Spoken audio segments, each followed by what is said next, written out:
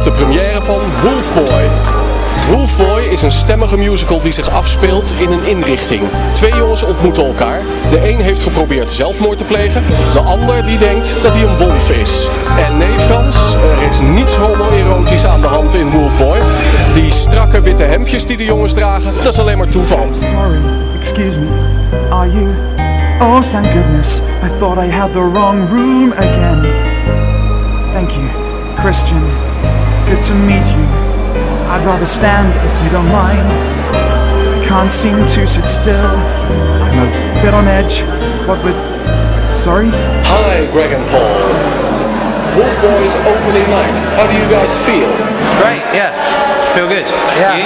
Yes, it was a good experience. It was a nice audience. Very good.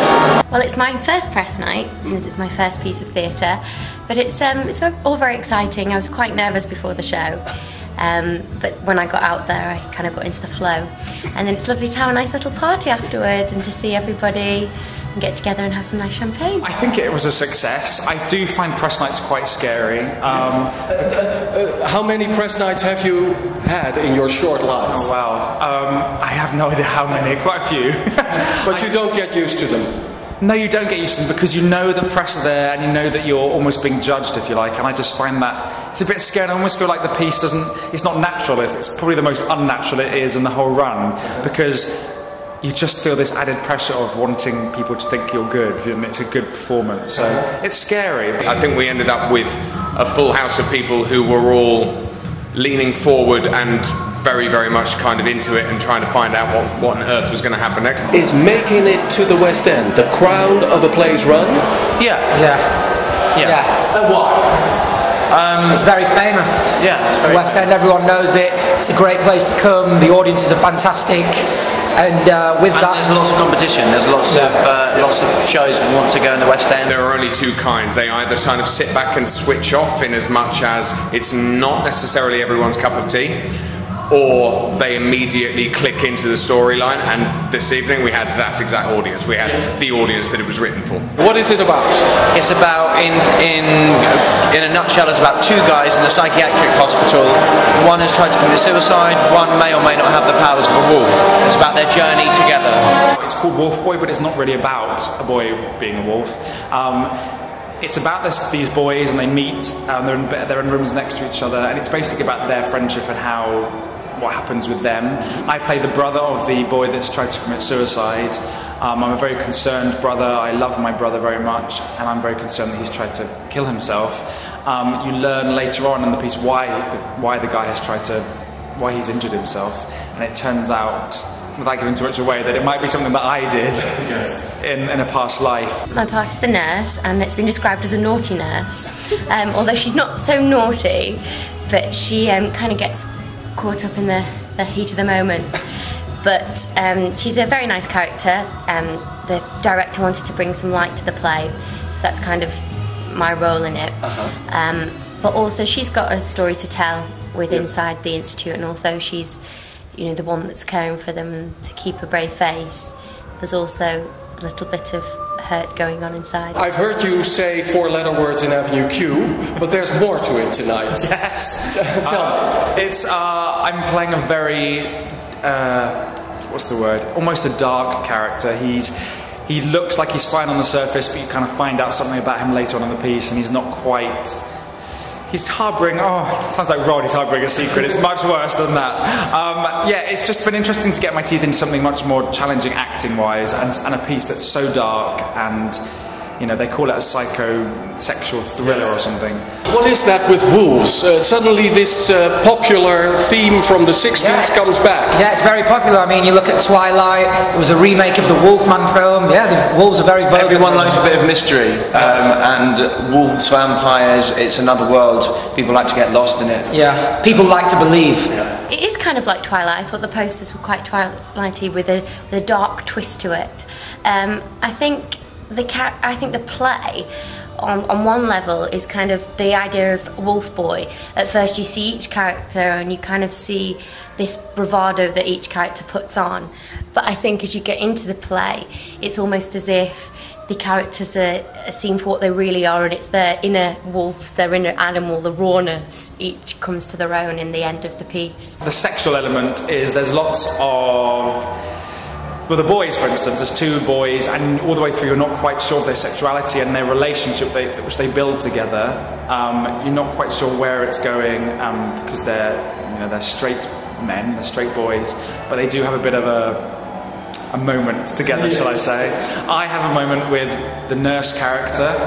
It's quite a rude scene, which has been fun with the beautiful Emma Rigby. The psycho element, obviously it's like a thriller, there's blood, it's psychological, it's all about, people's minds, not, disturbed minds, if you like, and people that have dark problems in life. There's a lot of blood and skin. Yes, lots of blood and skin, so if you're squeamish, then don't go. Yeah. The auditorium I saw filled, that was 90% of men. I think it is. Of some... some orientation. Yeah, I don't know why that is. We've done 3 performances now, 2 previews on our press night last night. And you're right, there are a lot of gay men coming to see it. I don't know why that is. It would be very, very easy to label the show as a homoerotic piece, which for me it's not. It's a truly tragic, very unusual love story between 2 boys. But as with anything, I don't look at stuff in terms of that's homo and that's metro or hetero or what have you. It's more a case of those connections are made as a result of similar experiences. You must have been speaking with the boys. Do they feel comfortable with that kind of audience? Yes, they're both straight boys in real life, and they are very good friends, and so doing their scene they have to do, I found it the first time they did it, I was very moved by it because I thought it was so brave, the things they have to do as straight actors. But because they're such good friends, they just get on with it and just do it, and they trust each other so much. I don't think it bothers them at all who comes to see it. They're both very passionate about the piece. They did it last year in Edinburgh and in another smaller theatre in London, the Tabard Theatre.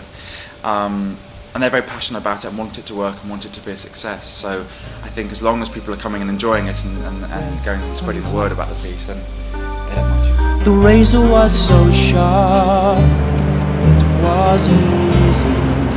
The skin just opened up, so easy. As a composer, you can make choices. You can do rap, you can do rock and roll, but you chose...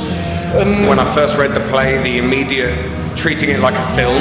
If it were a film soundtrack, what I heard in my head was sort of a cross between Portishead and Massive Attack.